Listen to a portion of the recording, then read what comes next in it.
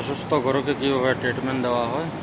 এই গাড়িটা অসুস্থ হয়ে গেছে, এটার মাস্টাইটিস আছে, যার জন্য ওকে স্যালাইন দিচ্ছি।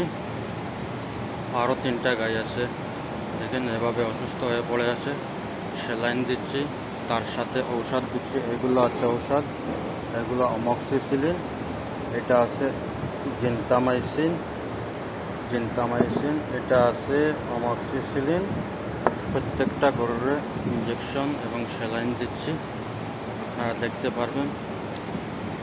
আপনার ঘরে কোনো গরু অসুস্থ হয়ে গেলে আপনি স্যালাইন দিতে পারেন, ইঞ্জেকশন দিতে পারেন।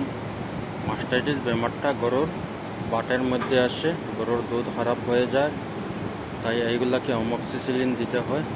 অমক্সিসিলিন অ্যান্টিবায়োটিক দিয়ে দিলে তাড়াতাড়ি সুস্থ হয়ে যায়, দেখতে পারবেন। দয়া করে পেজটা ফলো করবেন, সাবস্ক্রাইব করবেন, সময় সময় আপডেট দিতে থাকবো আমি, অনেক কিছু জানতে পারবেন।